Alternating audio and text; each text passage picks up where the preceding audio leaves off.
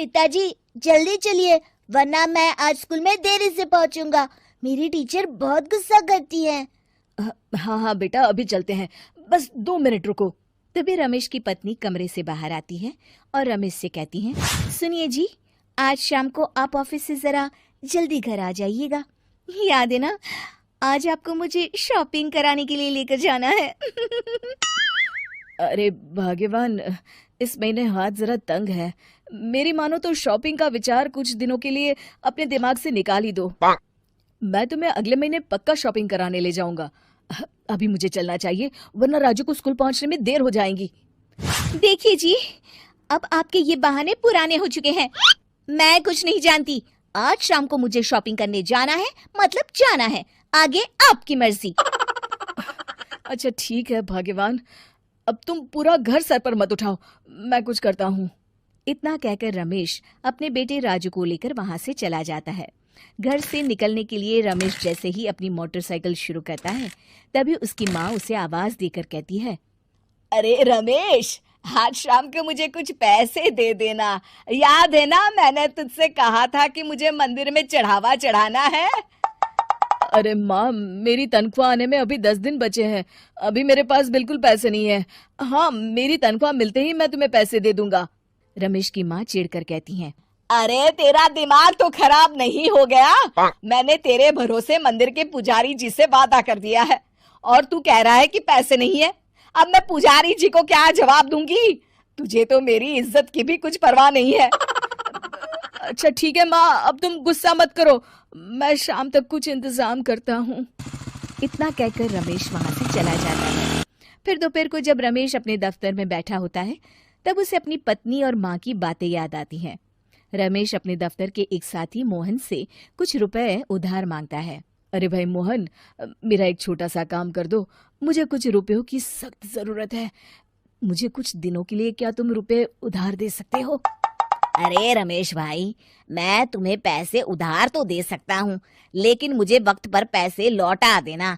वैसे भी मेरा मानना है कि दोस्ती यारी में कभी पैसों का व्यवहार नहीं करना चाहिए। ये कहावत तो तुमने सुनी ही होगी कि उधार प्रेम की कैंची है। मैं नहीं चाहता कि पैसों को लेकर हमारा रिश्ता खराब हो। अरे मोहन, तुम बिल्कुल चिंता मत करो, मैं तुम्हारे पैसे वक्त पर लौटा दूंगा। फिर मोहन रमेश को पैसे दे देता है। शाम को घर आकर रमेश कुछ पैसे अपनी माँ को देता है और साथ ही अपनी पत्नी को भी शॉपिंग कराने बाजार लेकर जाता है। रमेश की पत्नी और उसकी माँ का स्वभाव जरूरत से ज्यादा खर्चीला होने के कारण दोनों हमेशा बेवजह पैसे खर्च करती हैं। फिर एक दिन, सुनिए जी, अगले हफ्ते हमने छुट्टियों में कहीं बाहर जाने का प्लान बनाया था। आपने पैसों का इंतजाम कर लिया ना? अरे अभी कहाँ, अभी तो मेरे पास बिल्कुल पैसे नहीं है, हम कभी और चले जाएंगे। देखिए जी, मैंने सभी सहेलियों से कह दिया है कि मैं बाहर घूमने जा रही हूँ। अगर मैं नहीं गई तो सब मुझ पर हंसेंगी। आप कहीं से भी पैसों का इंतजाम कीजिए जी। इतना कहकर रमेश की पत्नी वहां से चली जाती है। वहीं दूसरी तरफ रमेश की माँ भी तीर्थ यात्रा जाने की जिद करती है और रमेश से पैसे मांगती है। फिर अगले दिन रमेश एक सेठ से पैसे उधार लेकर अपनी पत्नी और बेटे को घुमाने ले जाता है और अपनी माँ को भी तीर्थ यात्रा पर भेज देता है। लेकिन जैसे ही रमेश अपनी छुट्टियां बिताकर वापस आता है, कर्जदार उसका जीना मुश्किल कर देते हैं। इतना ज्यादा कर्ज एक साथ अपने ऊपर देख रमेश काफी परेशान रहने लगता है। फिर एक दिन राजू की स्कूल की फीस वक्त पर न भर पाने के कारण रमेश को स्कूल में बुलाया जाता है। स्कूल के प्रिंसिपल साहब रमेश को सख्त हिदायत देते हैं कि अगर वक्त पर स्कूल की फीस नहीं भरी गई तो उनके बेटे का नाम स्कूल से काट दिया जाएगा। अपने बेटे की स्कूल की फीस भरने के लिए रमेश अपने दोस्त गिरधारी से कुछ पैसे उधार ले लेता है और स्कूल की फीस भर देता है। रमेश की माँ और उसकी पत्नी खर्चे और घर की जिम्मेदारी संभालते संभालते धीरे धीरे रमेश पूरी तरह कर्ज में डूब जाता है।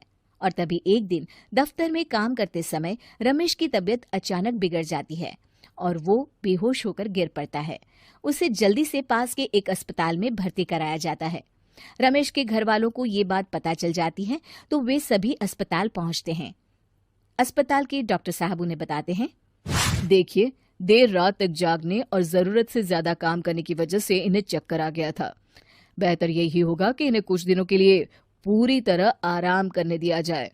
रमेश की हालत देखकर उसके बेटे राजू को बहुत गुस्सा आता है और वो अपनी दादी और माँ से कहता है, माँ, दादी, मैं इतना छोटा हूँ, फिर भी मैं इतना समझता हूँ कि पिताजी दिन रात दफ्तर में काम करके पैसे कमाते हैं।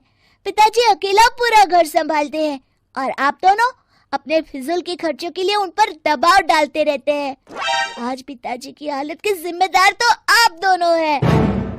राजू की समझदारी भरी बातें सुनकर रमेश की माँ और पत्नी को अपनी गलती का एहसास होता है और दोनों की आंखों में आंसू आ जाते हैं। फिर कुछ दिनों के बाद रमेश की तबीयत एकदम अच्छी हो जाती है और वो पहले की तरह अपने काम पर जाने लगता है। रमेश की माँ और पत्नी अब उसे किसी प्रकार की कोई तकलीफ नहीं देते और ना ही उससे किसी चीज की मांग करते हैं। फिर देखते ही देखते रमेश अपने कर्ज के सारे पैसे चुका देता है। उसकी जिंदगी पहले की तरह अच्छी हो जाती है और वो अपने परिवार के साथ खुशी खुशी रहने लगता है। शिक्षा, हमारे रिश्ते एक तराजू की तरह होते हैं जिसकी दोनों ओर जिम्मेदारी और समझदारी का वजन बराबर होना चाहिए।